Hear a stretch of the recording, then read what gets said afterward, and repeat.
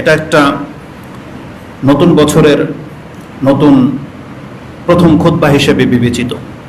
যদিও বর্ষবরণ বা নতুন বছর বলে ইসলামে তেমন কোনো দিক নির্দেশনা রাখা হয়নি, তবে গণনার ভিত্তিতে আমরা 12 মাসে গণনা পূর্ণ করি, যেমনটা আল্লাহ সুবহানাহু ওয়া তাআলার বিধানে রয়েছে। সেই সুবাদে নতুন করে আবার একটি বছর গণনা শুরু হবে। আমাদের তারিখ অনুযায়ী আজকে মুহররমের কত তারিখ এটা একটু পরে বলি। আজকে আমরা 1447 হিজরি পার করে 1448 হিজরিতে পদার্পণ করেছি। এর মাধ্যমে আমাদের বিগত একটা বছরের আমাদের আমলনামা যা আমরা প্রেরণ করেছি সেগুলো লিপিবদ্ধ হয়েছে।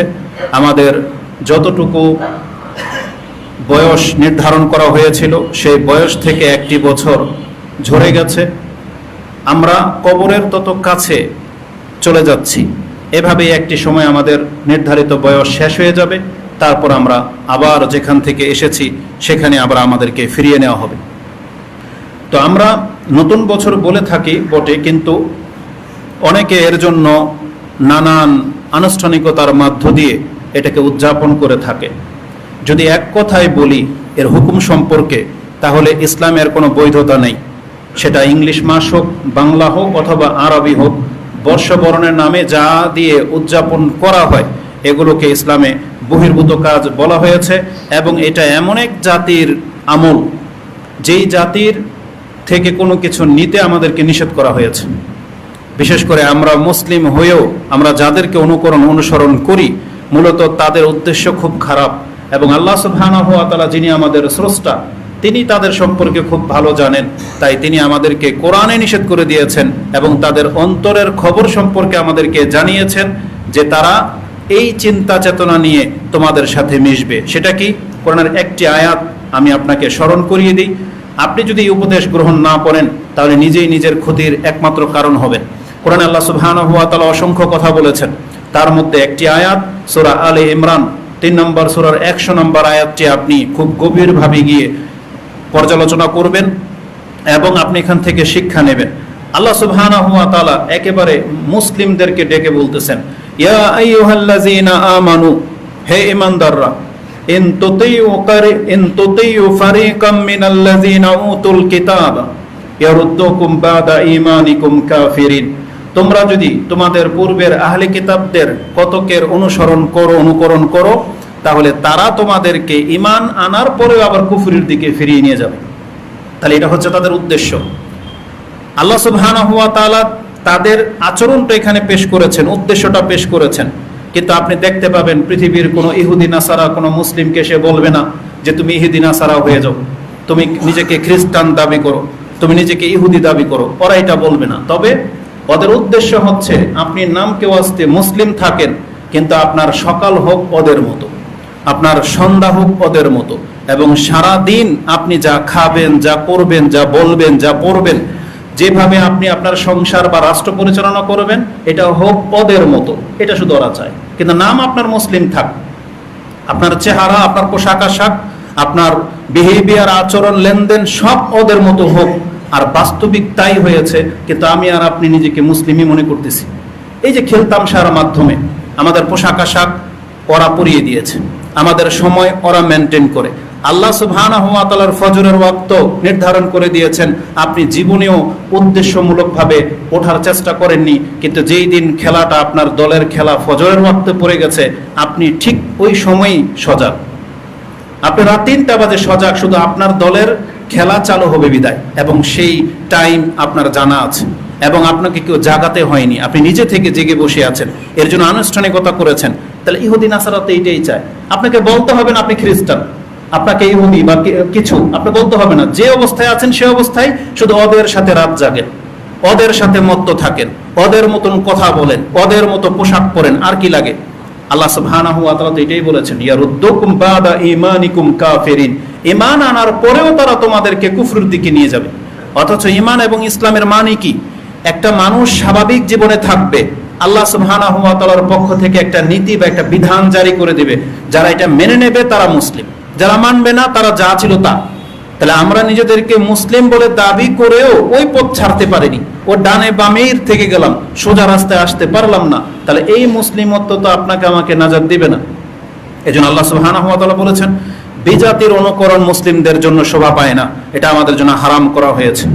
আল্লাহ সুবহানাহু ওয়া তাআলা তাই আমাদেরকে বলেছেন আমরা যেন ওই বর্ষবরণের নামে বিজাতির অনুকরণে না লিপ্ত হই, বরং আমাদের কি করা উচিত ছিল, একটা মুসলিম, চিন্তাশীল মুসলিম যদি সে কোরআন এবং সুন্নাহর দিক নির্দেশনা ফলো করত, তাহলে তাকে তো আজকে কান্না করা উচিত ছিল যে বিগত একটা বছর আমার কাছ থেকে চলে গেল, আল্লাহ আমাকে বাঁচিয়ে রেখেছিলেন, সুস্থতায় রেখেছিলেন, নিরাপত্তায় রেখেছিলেন, রিজিক দিয়েছিলেন, আল্লাহর পক্ষ থেকে অনেক অনুগ্রহ নিয়ে বাঁচিয়ে রেখেছিলেন। তাহলে এই এক বছরে আমি আল্লাহর শুকরিয়া কি আদায় করলাম, বা আমার ফাইল তো রেডি হয়ে গেছে, এই বছরে যা কিছু আমি পাপ করেছি বা নেকি করেছি সেগুলো বন্ধ, তালা লাগানো হয়ে গেছে, তা এখন আমার আর উপায় কি, এটা নিয়ে আক্ষেপ করা উচিত ছিল।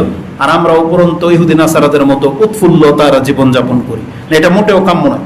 আসুন আমি আপনাকে দেখাই, কোরআনে আল্লাহ সুবহানাহু ওয়া তাআলা বলেছেন, শুরুতেই যে আয়াতটা পাঠ করেছিলাম সেটা সূরা হাশর 59 নম্বর সূরার 18 নম্বর আয়াতে আল্লাহ সুবহানাহু ওয়া তাআলা বলেছেন, ইয়া আইয়ুহাল্লাযীনা আমানুত্তাকুল্লাহা, তোমরা আল্লাহকে ভয় করো হে ঈমানদাররা, ওয়াল তানজুর নাফসুম মা কদ্দামাত লিগাদিন ওয়াত্তাকুল্লাহ, তোমরা চিন্তা ভাবনা করে দেখো এবং লক্ষ্য করো তো তোমরা যেই জগতে ফিরে আসবে সেই জগতের জন্য তোমরা আজকে কি প্রেরণ করলে। তার মানে এই যে একটা বছর 1447 হিজরিতে আমরা এই বছরে আল্লাহর কাছে কি জমা করেছি, আল্লাহ এটা নিয়ে ভাবতে বলেছেন। অনজুর, আল্লাহ বলেছেন একবার লক্ষ্য করে দেখো। সেই বছর আমাদের উপরে 5 ওয়াক্ত সালাত ফরজ ছিল, কতকের উপরে হজ ফরজ ছিল, কতকের উপরে যাকাত ফরজ ছিল, মুসলিমদের উপরে সিয়াম ফরজ ছিল, হালাল হারাম খাওয়ার ব্যাপারটা লক্ষ্যের সাথে নিতে হতো। তাহলে এই সমস্ত কিছু আমরা কি গুরুত্বের সাথে আদায় করেছি, না সব ক্ষেত্রে আমাদের খেয়ানত হয়েছে? আল্লাহ বলেছেন এটা একটু লক্ষ্য করে দেখো, কারণ তোমার ফাইল কিন্তু আমার হাতে চলে আসছে। কারণ প্রত্যেক বছরের একটা ফাইল আল্লাহ সুবহানাহু ওয়া তাআলার কাছে জমা হয়, বরং প্রতিদিনের ফাইল জমা হয়। এ সম্পর্কে স্পষ্ট দিক নির্দেশনা রয়েছে। রাসূলুল্লাহ সাল্লাল্লাহু আলাইহি ওয়াসাল্লাম থেকে একটা হাদিস আপনাকে স্মরণ করিয়ে দিই। রাসূলুল্লাহ সাল্লাল্লাহু আলাইহি ওয়াসাল্লাম থেকে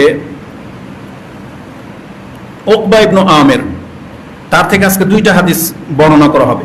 এটাও উকবা ইবনে আমির ইউহাদ্দিসু আন নবী সাল্লাল্লাহু আলাইহি ওয়াসাল্লাম আন্নাহু ক্বাল লাইসা মিন আমালি ইয়াউমিন ইল্লা ওয়া হুয়া ইখতামু আলাই, এমন কোন দিন যায় না যেই দিনের আমলের উপরে স্টাম্পিং না করা হয়, মানে এটাকে খতম করে স্টাম্পিং করে দিয়ে ফাইল রেডি করে দেওয়া হয়। আর স্টাম্প লেগে যাওয়া মানে এটাকে আর কেউ রদবদল করতে পারবে না। যখন কোনো চেকের উপরে সিগনেচার করে স্টাম্পিং করা হয়, কোনো ফাইলকে সিলগালা করে দেওয়া হয়, এটা ওই দিক নির্দেশনা না হওয়া পর্যন্ত এটাকে খুলতে পারবে না। ঠিক আল্লাহর পক্ষ থেকে ওই বিধান রয়েছে।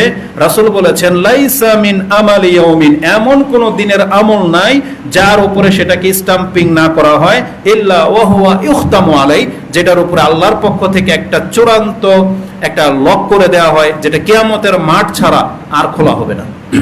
এরকম প্রতিদিন হচ্ছে। তাহলে রাসূলুল্লাহ সাল্লাল্লাহু আলাইহি ওয়াসাল্লাম এই দিক নির্দেশনা অনুযায়ী আমরা গত বছরে যা করেছি, এক বছরের খাতা ক্লোজ, এটা বন্ধ হয়ে চলে গেছে। কিন্তু আমি আর আপনি তাহলে উৎফুল্ল হই কিভাবে, যেখানে আল্লাহ আমাদেরকে বলেছেন তোমরা খুব গুরুত্বের সাথে লক্ষ্য করে দেখো। এই হাদিসের মধ্যে আরেকটা চমৎকার কথা আছে, সেটা এখানে সেরে দিই। সেটা হচ্ছে যারা বিগত বছরে বা প্রতিদিন কোনো না কোনো নেক আমল করেন, আপনার আমার জন্য একটা সুসংবাদ রয়েছে। রাসূলুল্লাহ সাল্লাল্লাহু আলাইহি ওয়াসাল্লাম বলেন প্রত্যেক ব্যক্তির আমলনামা আল্লাহ সুবহানাহু ওয়া তাআলা নিয়ে সেটাকে লক করে দেয়, সেটা নষ্ট করতে দেয় না, ওটা নষ্ট হবে না। তারপরে এই সৎ ব্যক্তিদের সাথে আর কি আচরণ করা হয়, ফাইজা মারিদাল মুমিন, কোন মুমিন ব্যক্তি যখন অসুস্থ হয়ে পড়ে, এমন অসুস্থ যে সে আজকের 2 রাকাত সুন্নাহ পড়তে পারেনি, অসুস্থতা জনিত সিয়াম রাখতে পারেনি, তার মানে অভ্যাস ছিল আজকে এক পারা কোরআন তেলাওয়াত করার, সেটা সে পারেনি মাথা ব্যথার জন্য, বা কোনো অবস্থাতে সে তাহাজ্জুদ পড়তে পারে না, মানে এমন অসুস্থতায় সে পড়ে গেছে। আল্লাহ সুবহানাহু ওয়া তাআলা তাদের সাথে কি করেছেন? তখন ফেরেশতারা বলে, কাওলাতিল মালাইকা, যেই ফেরেশতা এই কাজটা করতো সে আল্লাহকে ডেকে বলে, রব্বানা, হে আমাদের প্রতিপালক, আব্দুকা ফুলানুন কাদ হাবাসতাহু, আপনার এই বান্দা তো আটকে পড়ে গেছে, তার গিরা লেগে গেছে, সে তো এখন উঠতে পারতেছে না, সুন্নাহ পড়তে পারতেছে না, কোরআন পড়তে পারতেছে না। তখন আল্লাহর পক্ষ থেকে বলা হয়, ফায়াকুল, তাকে বলা হয় রব্বু আজ্জা ওয়া জাল ইখতিম লাহু তার আমলনামার মধ্যে খতম মেরে দাও আলা মিসলি আমালিহি হাত্তা ইয়াবরা আও ইয়ামুত। সে যে অবস্থায় আছে, এখন তো বিছানায় উঠতে পারতেছে না, ও বিছানায় যতদিন থাকবে ততদিন পর্যন্ত সে যেই নেকিগুলো করত সুস্থ থাকা অবস্থায়, ওই নেকিগুলো লিখে স্টাম্পিং করতে থাকো। কতদিন পর্যন্ত? হয় সে উঠে আবার ইবাদতে লিপ্ত হবে, আর যদি এই অবস্থায় সে অসুস্থ হতে হতে কবরে চলে যায়, তাহলে কবর পর্যন্ত, তার মৃত্যু পর্যন্ত তাকে এইভাবে আমলনামার মধ্যে নেকি লিখে দিয়ে সেটাকে ফাইল রেডি করে ফেলা হোক। আল্লাহর পক্ষ থেকে এটা আদেশ করা হয়। মুসনাদ আহমদে হাদিসটা এসেছে, 17317 নম্বরে পেয়ে যাবেন। আল মৌজুম আল কাবিরা আলিল আওসাত, তাতে আপনি 782তে পেয়ে যাবেন। তাহলে প্রত্যেক দিনের আমলের উপরে একটা স্বাক্ষর করা হয় বা এটাকে চূড়ান্তভাবে গ্রহণ করা হয়, এটাকে ফাইল প্রস্তুত করা হয়। আমাদের ফাইল গত হয়ে গেছে। কোরআনে আল্লাহ সুবহানাহু ওয়া তাআলা এই কথাটাকে আরো গভীরভাবে বলেছেন, অনেক বহুভাবে বলেছেন। আল্লাহ শপথ করে করে বলেছেন কি হবে সেই দিন। ওয়াইজাল জাহিমু সুইরাত, যেই দিন জাহান্নামকে তোমার সামনে একবারে জ্বলন্ত অবস্থায় পেশ করা হবে। ওয়াইজাল জান্নাতু উজলিফাত, আর জান্নাতকে একেবারে সবার নিকটে নিয়ে আসা হবে। দুইটা যেই ওয়াদা আমাদের সাথে করা হয়েছে, সেই দুইটা যখন বিচারের মাঠে বিচার শুরু হওয়ার আগে আমাদের চোখের সামনে তুলে ধরা হবে, আল্লাহ সেই দিনের কথা স্মরণ করিয়ে দিয়ে বলতেছেন আলিমাত নাফসুম মা আহদারাত, সেই দিন প্রত্যেক ব্যক্তি জেনে যাবে যে সে আজকে কি নিয়ে আসছে, তার সাথে আজকে কি জমা করে নিয়ে আসছে, এটা প্রত্যেক ব্যক্তি সেই দিন জেনে যাবে। ওই দিন প্রত্যেক জান্নাতি জান্নাতের সুসংবাদ অনুভব হবে, আর প্রত্যেক জাহান্নামী সে বুঝতে পারবে যে আমি তো এই জন্যই হয়তো আমল করেছিলাম, আজকে আমি এরই হকদার হয়ে গেছি। আল্লাহ বলেছেন আলিমাত, প্রত্যেকে জেনে যাবে। এটা সূরা তাকবীরের 14 নম্বর আয়াতে রয়েছে। তারপরের সূরা আল ইনফিতার 82 নম্বর সূরাতে আল্লাহ একই কথা বলেছেন, ওয়া ইযাল কুবুরু বুসিরাত, যখন কবরকে বিদীর্ণ করা হবে আর কবরে যা আছে তা উঠিয়ে আল্লাহর সামনে পেশ করা হবে। আলিমাত নাফসুম মা কদ্দামাত ও আখারাত, সেই দিন প্রত্যেক ব্যক্তি জেনে যাবে যে আজকে আমি সাথে করে কি নিয়ে আসছি আর দুনিয়াতে আমি কি ফেলে রেখে আসছি, যেটা আমার করা উচিত ছিল। যেটা সূরা ফজরের শেষের দিকে আল্লাহ সুবহানাহু ওয়া তাআলা এই আয়াতটার দিকে ইঙ্গিত করেছেন যে প্রত্যেক ব্যক্তি কিয়ামতের মাঠে যখন দাঁড়াবে তখন সে তার আমলনামা নিয়েই বেশি চিন্তিত হবে এবং আক্ষেপ করবে যে আমার যেটা করা উচিত ছিল সেটা আমি করিনি, আর এমন কিছু করেছি যেটা আমার করা উচিত ছিল না। আল্লাহ সুবহানাহু ওয়া তাআলা আমাদেরকে বারবার স্মরণ করিয়ে দিয়েছেন, মানুষের জীবন দিন যখন শেষ হয়ে যায় তাকে উচিত এটা নিয়ে ভাবা যে আজকে আমি আমার নাজাতের জন্য কি করেছি। তো আমরা যারা জমা করেছি সেটা কি কিয়ামতের মাঠে আমাদেরকে খুব শীঘ্রই দেখানো হবে। এবং এই কথাগুলো আল্লাহ কেন বলেছেন, কি করা হবে, আপনার আমার আমলনামা আমরা প্রত্যেকে দেখতে পাবো, কি করা হবে সেটাকে নিয়ে, এটাও আল্লাহ সুবহানাহু ওয়া তাআলা আমাদেরকে ইতি বৃত্তান্ত জানিয়েছেন।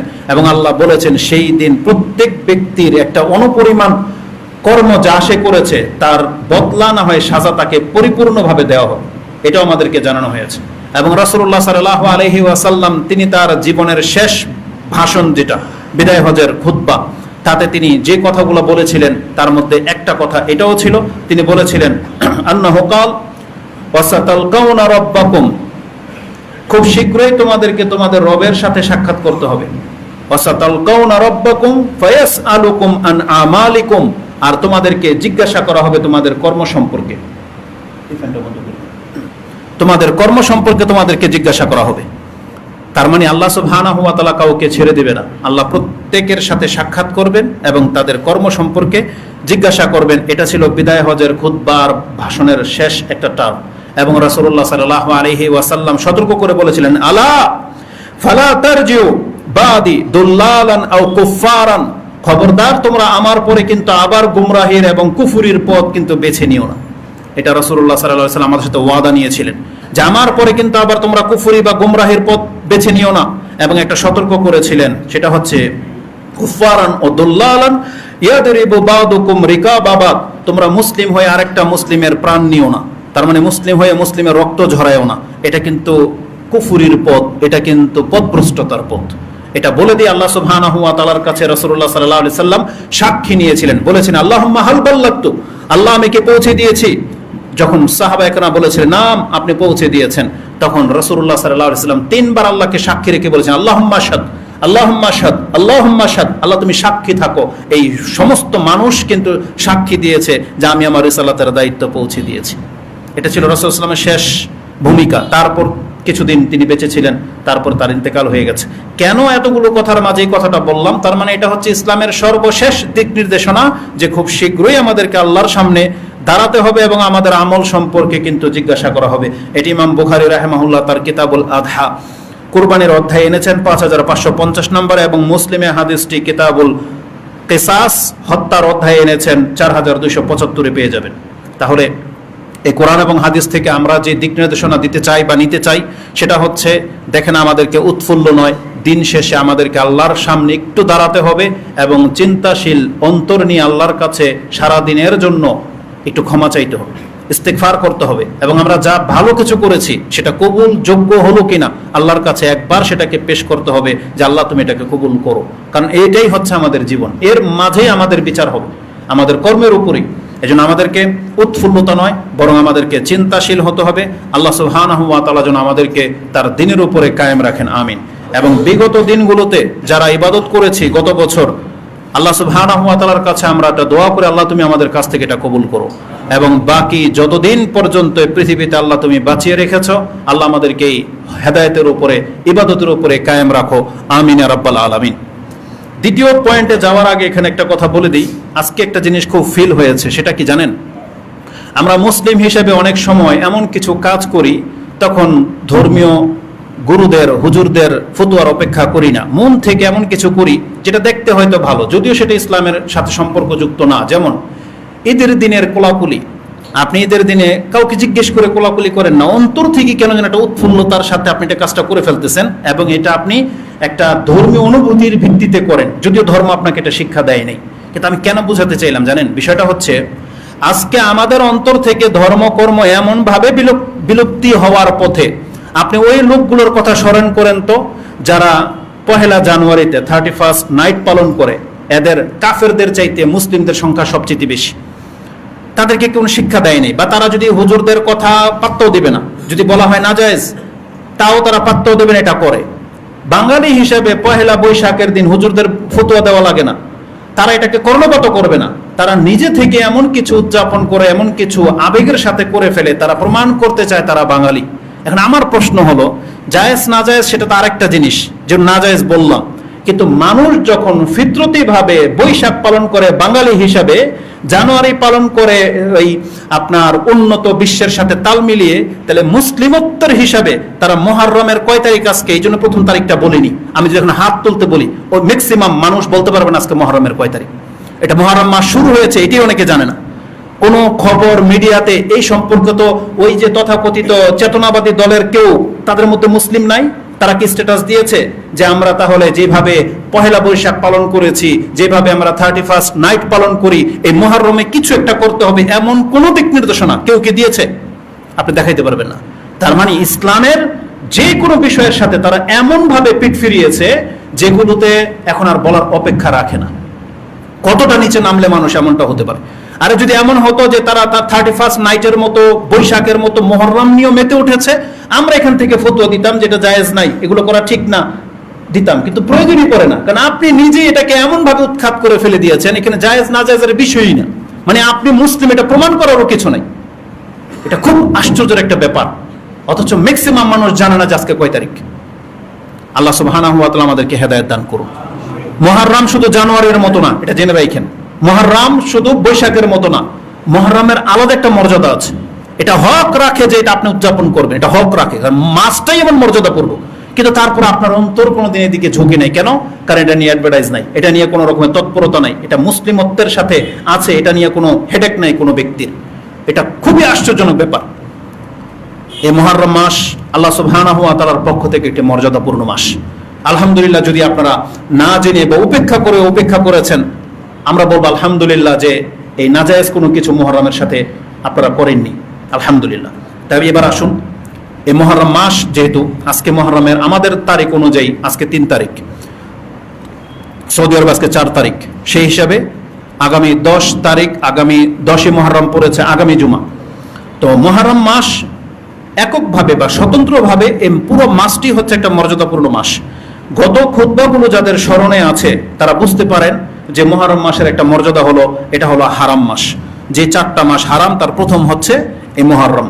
এবং এই সম্পর্কে আমরা বিস্তারিত আলোচনা করেছি, যেই সম্পর্কে আপনি সূরা তাওবার 36 নম্বর আয়াতে পেয়ে যাবেন, এবং বুখারীতে তাওহীদের অধ্যায়ে 6893 নম্বর হাদিস, মুসলিমে 30 নম্বর অধ্যায়ের 19 নম্বর পর্বের 3179 নম্বর হাদিস, সেগুলোতে আপনি পেয়ে যাবেন।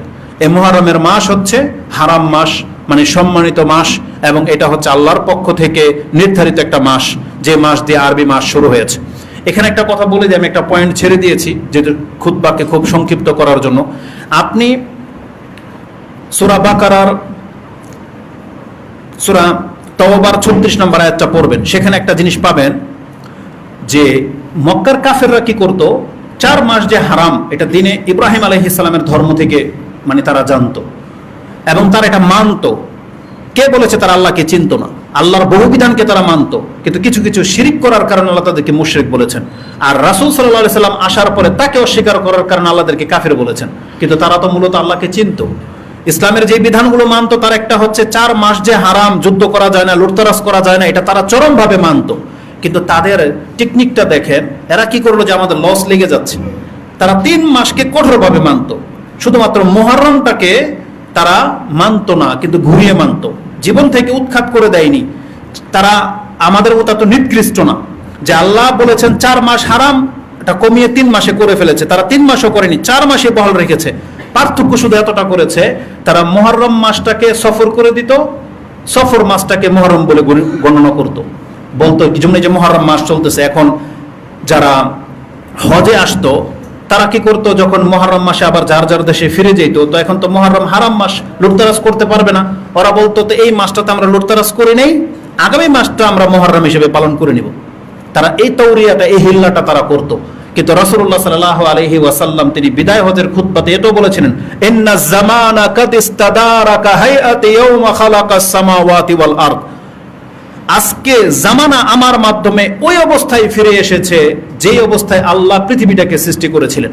তার মানে প্রথম মাস মুহররম, যেটা মক্কার মুশরিকরা গণনা করতো না, মুহররমটাকে তারা পিছে ফেলে দিয়েছিল। কিন্তু ইসলাম বিজয়ের সাথে সাথে এই 4 মাসটাকে যেভাবে আল্লাহ হারাম করেছে সেইভাবে আবার স্থায়ীভাবে করেছেন। তাহলে এই পয়েন্টটা এখানে আমি উল্লেখ করিনি, কারণ এটা লম্বা আলোচনা হয়ে যেত, এই জন্য সংক্ষিপ্তভাবে বলে দিলাম। তাহলে মক্কার মুশরিকরা ধর্ম পালন করতো হিল্লার সাথে, তারা তাওরিয়া করতো। এটা ইহুদিদের একটা থিওরি বা ইহুদিদের একটা গুণ। আমাদের সমাজের যারা একটা মাযহাব মানে, আমরা সে মাযহাবের নাম নিলাম না, মাযহাবের নাম নিলে তাদের গায়ে লাগে। কিন্তু এই মাযহাবিরা আবার কি করেছে, তারাও হিল্লা বাহানা নিয়েছে তালাকের ক্ষেত্রে। আল্লাহ বলেছেন 3 তালাক হয়ে যাওয়ার পরে যদি তার অন্য কোথাও বিয়ে হয়, সেই স্বামী যদি মারা যায়, যদি তালাক হয়ে যায়, তারপরে সে আবার প্রথম স্বামীর সাথে বিয়ে বসতে পারে যদি। আর এরা কি করতেছে, যদি হবে না মানে আমরা বিয়ে দিয়ে নেব, আবার তালাক করাই নেব। আল্লাহ বলছেন কেস যদি হয় এমন, তাহলে এই ব্যক্তির বিয়ে আবার হইতে পারে। তারা সেটাকে থিওরিতে নিয়েছে, ইচ্ছা করে এক রাত্রের জন্য বিয়ে দেয়, দিয়ে আবার তালাক নেয়, নেওয়ার পর আল্লাহর এই আয়াতকে বাস্তবায়ন করে, একবারে সেম এই মক্কার মুশরিকদের মতো। এই জন্য এই হিল্লা বাহানা থেকে সাবধান থাকেন। আল্লাহর ধর্মের সাথে হিল্লা করা যাবে না। এই জন্য যাদের অন্তর সোজা, যারা কোরআন হাদিসকে একবারে সোজা সালাফদের মানহাজের উপর ভিত্তি করে বোঝে এবং বোঝায়, তাদেরটা মেনে নেন। ওই সমস্ত হিল্লা বাহানাকারীদের দিকে যেন না, তাহলে আপনার ওয়াইফকে একদিনের জন্য সে ব্যবহার করে দিবে। যেমন জাতি যেমন বিধান, তার সাথে আল্লাহ ঠিক এমনই আচরণ করেছে, এই পশুর মতো আচরণ। রাসূলুল্লাহ সাল্লাল্লাহু আলাইহি সাল্লাম হিল্লাকারীকে এবং যাকে হিল্লা দেওয়া হইল, দুইটাকে পাঠার সাথে তুলনা করেছেন। এটা হচ্ছে পাঠার বকরি। আপনি সাবধান থাকবেন এই সমস্ত জাতি থেকে। আল্লাহ এদেরকে হেদায়েত দান করুন, আমিন। তা আমরা ওইদিকে যাব না। এটা হচ্ছে মুহররম মাস, সম্মানিত মাস। এই সম্পর্কে সবচেয়ে গুরুত্বপূর্ণ কথা যেটা রাসূলুল্লাহ সাল্লাল্লাহু আলাইহি সাল্লাম বলেছেন, সেটা হচ্ছে তিনি বলেছেন, আফদালুস সিয়ামে বা'দা রমাদানা শাহরুল্লাহিল মুহররম। তার মানে মুহররমের সিয়ামটাকে বলতে গিয়ে তিনি ভাষাটা এমন ব্যবহার করেছেন যে রমজান মাসের সিয়ামের মর্যাদার পরে যদি কোনো সিয়ামের মর্যাদা থাকে, সেটা হচ্ছে আল্লাহর মাস মুহররমের সিয়াম বা মুহররম মাসের সিয়াম। তো মুহররম মাসের সিয়াম বলতে গিয়ে তিনি শাহরুল্লাহ শব্দটা উচ্চারণ করেছেন, আল্লাহর মাস মুহররম মাসের সিয়াম। তার মানে এই যে শাহরুল্লাহ শব্দটা মুহররমের সাথে লেগে যাওয়ার কারণে সমস্ত মাসের চেয়ে মুহররমের মর্যাদা এই দিক দিয়ে বেড়ে যাচ্ছে। কেন? যখনই কোনো কিছু আল্লাহর সাথে লাগিয়ে দেওয়া হয়, সেটা আপনি জানেন। যেমন কিতাবুল্লাহ, আল্লাহর কিতাব, এটার মান কেমন? সবচেয়ে বেশি। বাইতুল্লাহ, এই ঘরগুলা কার? আল্লাহর ঘর। রাসূলুল্লাহ, এটা হচ্ছে আল্লাহর রসুল। তার মানে যা কিছু আল্লাহর সাথে লেগে যাবে তার মর্যাদা অটোমেটিকলি বেড়ে যাবে, আর কোনো কিছু দেখার প্রয়োজন হবে না। তাই মুহররম মাসের সাথে আল্লাহ লাগিয়ে দেওয়া হয়েছে, তার মানে শাহরুল্লাহ, এটা হচ্ছে আল্লাহর মাস। যদিও 12 মাসে আল্লাহর, কিন্তু অন্য কোনো মাসের ক্ষেত্রে রমজানকেও শাহরুল্লাহ বলা হয়নি, কিন্তু মুহররমকে শাহরুল্লাহ বলা হয়েছে। এটা থেকে ওলামা একরাম এটা ইস্তেমবাদ করেছেন যে মুহররমের মর্যাদা অত্যন্ত গভীর। যে হাদিসটা আপনি ইমাম মুসলিম 2645 পেয়ে যাবেন। তাহলে এটা হচ্ছে আল্লাহ সুবহানাহু ওয়া তাআলার মাস, মুহররম মাস। আর এই মাস হচ্ছে বিজয়ের মাস। আপনি ইতিহাস পড়লে দেখতে পাবেন এই মুহররম মাসেই ইসলামের বিজয় আল্লাহ করেছিলেন। সবচেয়ে বড় শত্রু নবীদের ফেরাউনকে আল্লাহ সুবহানাহু ওয়া তাআলা মুহররম মাসের 10 তারিখেই ডুবিয়ে দিয়েছিলেন, এবং পুরো বনি ইসরায়েল জাতিটাকে আল্লাহ সুবহানাহু ওয়া তাআলা বিজয়ী করেছিলেন, নাজাত দিয়েছিলেন। সেটা ছিল মুহররম মাসের 10 তারিখ। তো এটা ছিল মুহররম মাস সম্পর্কে সংক্ষিপ্ত কথা। যেটা আগামী খুতবা মুহররমের 10 তারিখে পড়ে গেছে, তাহলে আশুরা সম্পর্কে বিস্তারিত আমরা সেই খুতবার জন্য রেখে দিচ্ছি। আজকে আপাতত শুধু 10 তারিখ সম্পর্কে এতটা বলবো।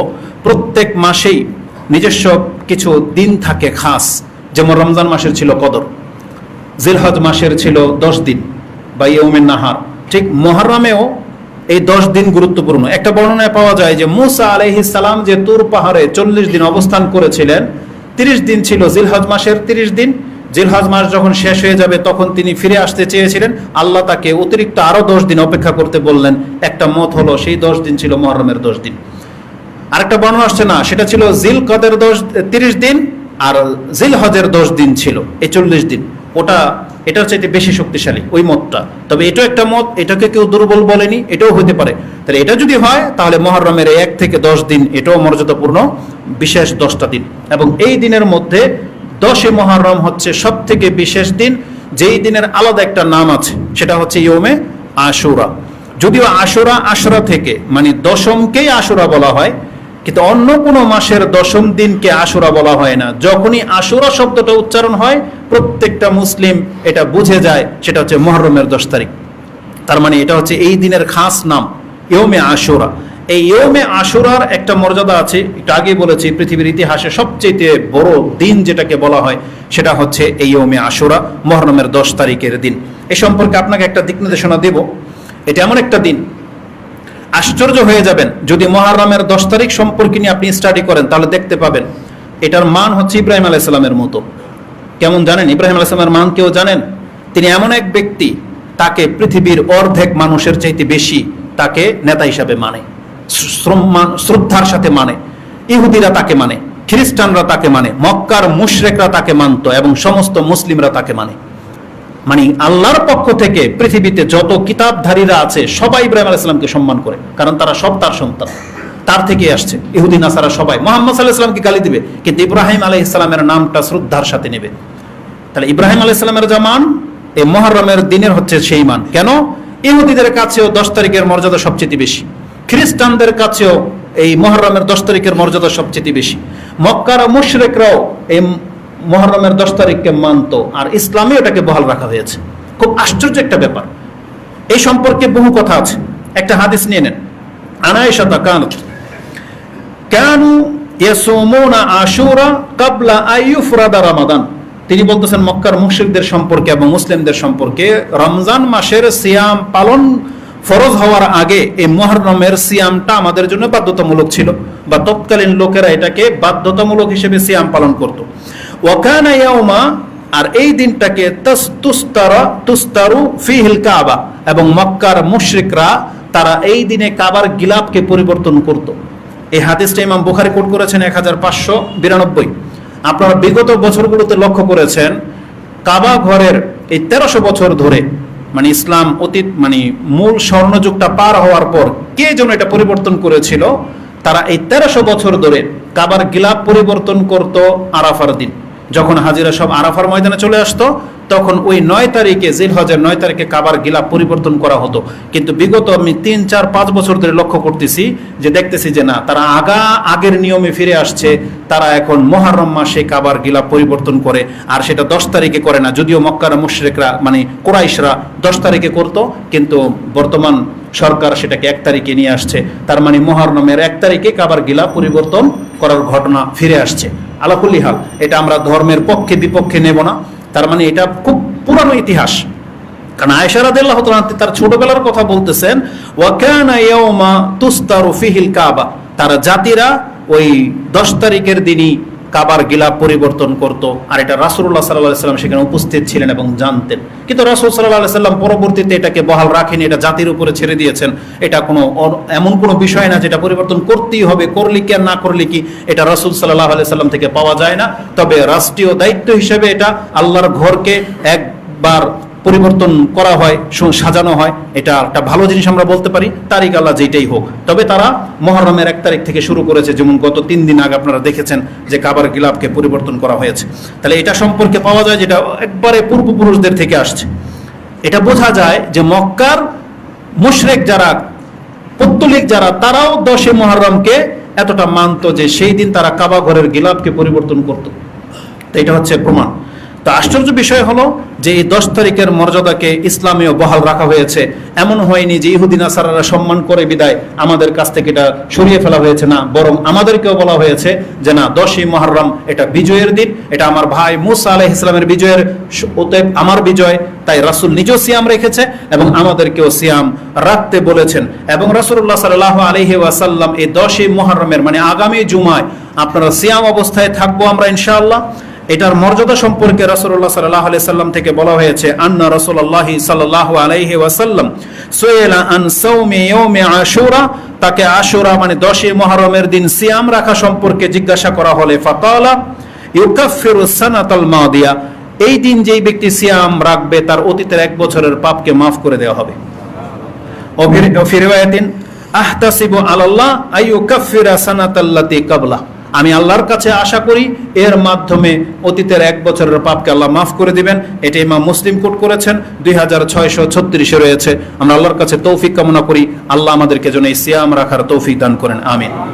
আর বাকি কথা ইনশাআল্লাহ ওই দিনই হবে। মুহররমের 10 তারিখের সাথে আমাদের কি সম্পর্ক রয়েছে, তবে এখানে উল্লেখ করে দিই, যারা এখানে উপস্থিত আছেন অনেকের মগজে, ব্রেনে, বা আপনারা দেখতে পাবেন আপনাদের ঘরে মহিলাদের মগজে বসে আছে যে 10ই মুহররম মানে কারবালা।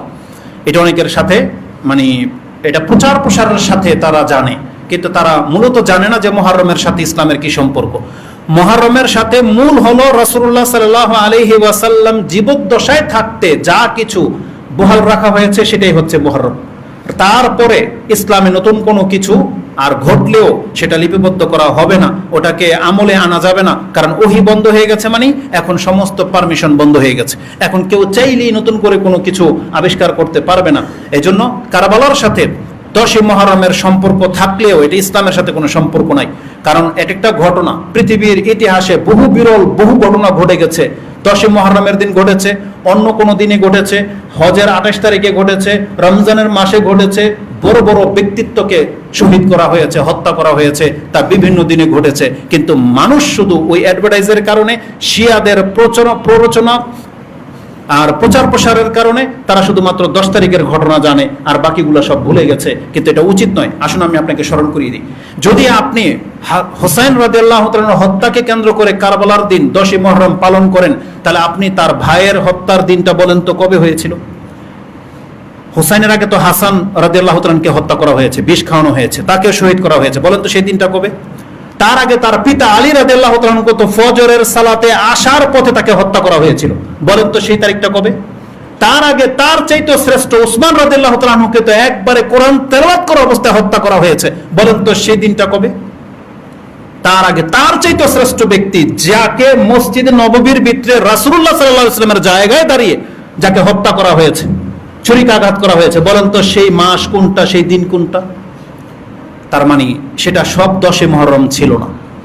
এই জন্য আপনার বিবেককে একটু সুস্থ করেন। কোনো কিছু পালন করতে হলে সবগুলো পালন করতে হবে, কিন্তু ইসলামে তার বৈধতা নাই।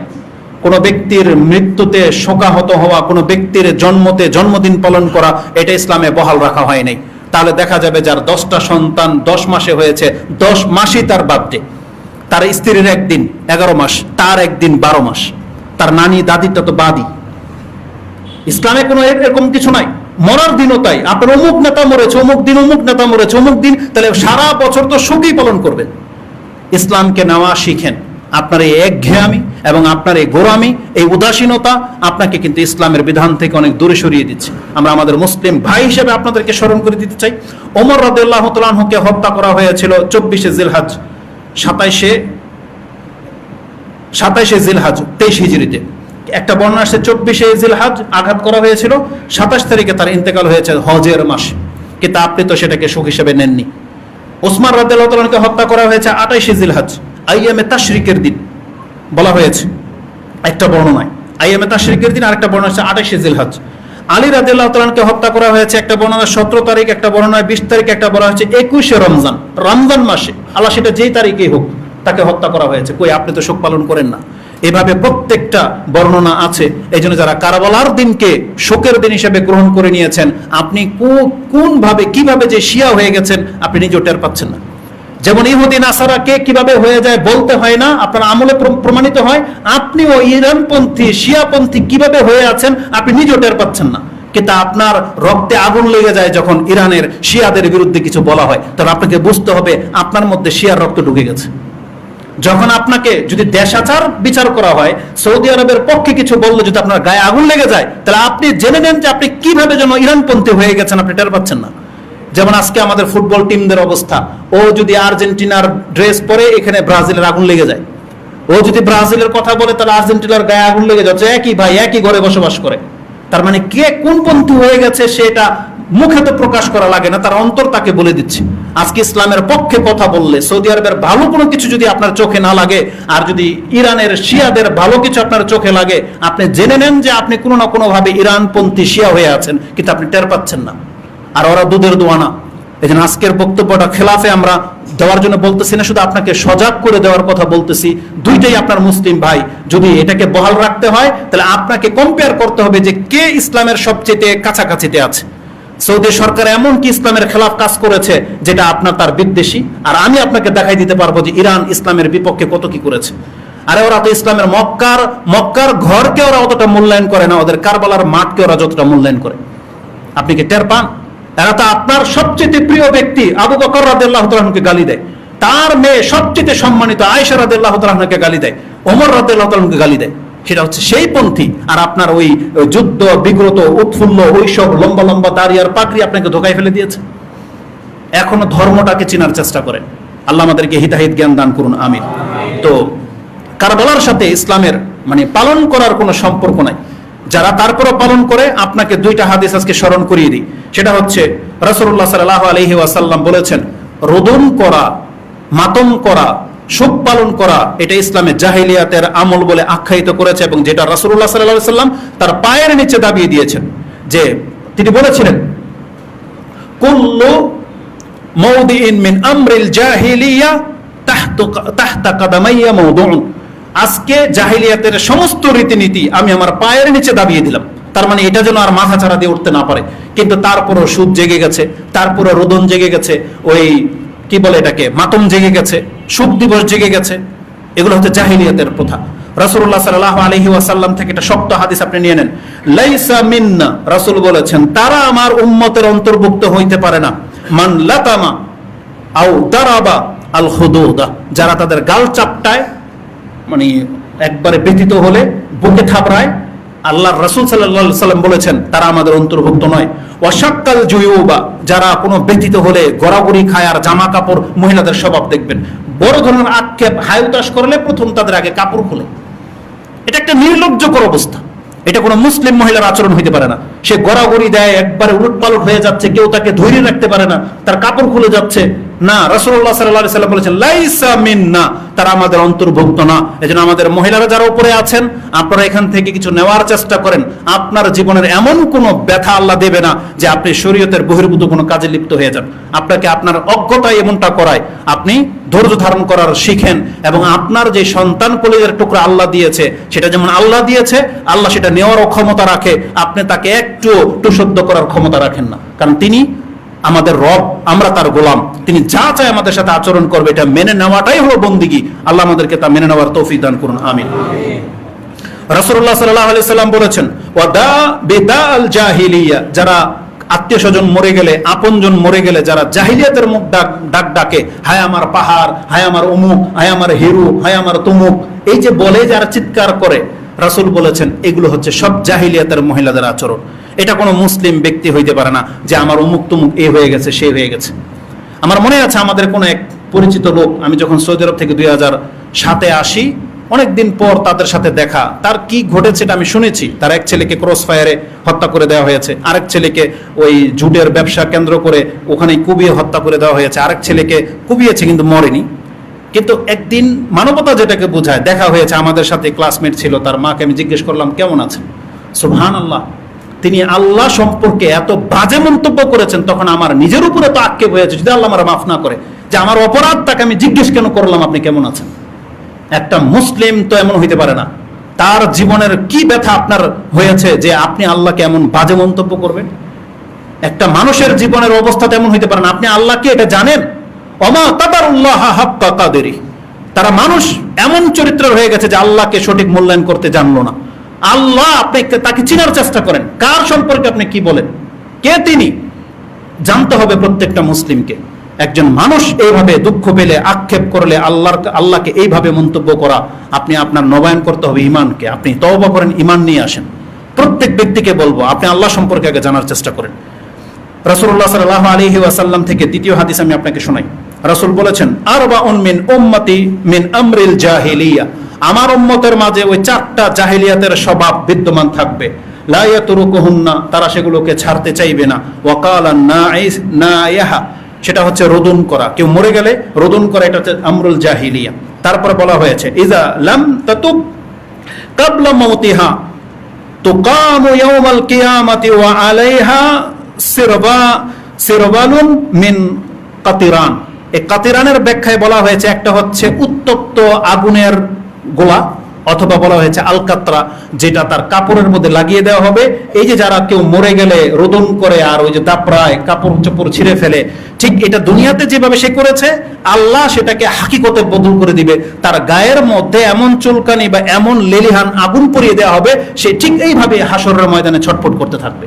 কাদেরকে? যেই ব্যক্তি বিনা তওবায় মরে যাবে। এই জন্য যারা এমনটা করে ফেলেছেন, আপনি তওবা করে নেন, আল্লাহ মাফ করবে। এবং যারা উপস্থিত আছেন, অদূর ভবিষ্যতে আপনার আমার জীবনে এমন কোনো ঘটনা যদি না ঘটুক, যদি ঘটে, তাহলে আপনি শিক্ষা দেন, খবরদার কোনদিন এইভাবে রোদন করবেন না। আল্লাহ সম্পর্কে এবং ইসলাম সম্পর্কে আপনি এতটা উদাসীন হবেন না। ইমাম মুসলিম রাহিমাহুল্লাহ এটা কোট করেছেন, 2049-এ রয়েছে। এটা ছিল আজকের খুতবার মূল বিষয়, যে কারবালার সাথে শোক পালন করার ইসলামের কোনো সম্পর্ক নাই। কারণ মুহররম মাস এটা শোকের মাস নয়। বহু মূর্খ মুসলিম আছে যে মুহররম মাসে বিয়ে পর্যন্ত করে না।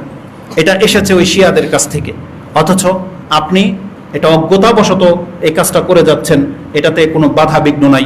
আল্লাহ সুবহানাহু ওয়া তাআলা আমাদেরকে হেদায়েত দান করুন, আমিন।